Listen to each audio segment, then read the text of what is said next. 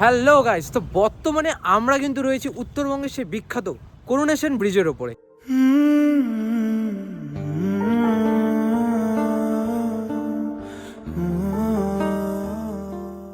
এই coronation bridge কিন্তু সেবক ব্রিজ নামক খ্যাত, এবং এই হচ্ছে আমাদের ওভারঅল করোনেশন ব্রিজ।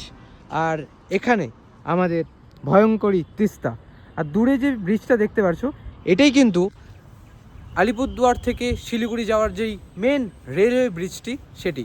তো চলো সুন্দর করে ঘুরে দেখি এই ব্রিজটিকে। উত্তরবঙ্গবাসীর কাছে এই ব্রিজের আবেগ কিন্তু আলাদাই। আমি আজ প্রথম এখানে আসলাম এবং জাস্ট আমি লুকসগুলো দেখছি চারিদিকের, আলাদাই লাগছে, আলাদাই। তিস্তার জলগুলো জাস্ট দেখো, একদম সবুজ নীল নীল একটা ভাব, মানে এতটাই পরিষ্কার তিস্তা। আর দূরে কিন্তু সেই টানেলের কাজটা হচ্ছে, ওই যে আমরা দেখতে পাচ্ছি, আমার ফোনের থেকে বেশি জুম হয় না। তো কিছুদিন পরে কিন্তু সেখান থেকেও একদম ডাইরেক্ট সিকিম পর্যন্ত ট্রেন চালু হচ্ছে। এর আগে তুই আসছিস সেখানে? এর আগে আমি একবার আসছিলাম, মোটামুটি 6-7 বছর আগে। 6-7 বছর। ওটার মধ্যে কিছু চেঞ্জেস হয়েছে এই কয়েকদিনের মধ্যে? না, চেঞ্জেস কিছু না, তবে একটা জিনিস বেটার লাগলো যে আমি এর আগে যখন এসেছিলাম, মালবাজার হয়ে যখন এসেছিলাম, তো আগের রোডটার থেকে এখনের রোডটা অনেকটা বেটার। আমরা কিন্তু 10টা কি 10:30 বাজে এখন চলে আসছি।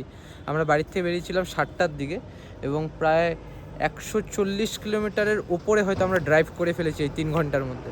এবং তারপরেই কিন্তু আমরা চলে আসছি করোনেশন ব্রিজে।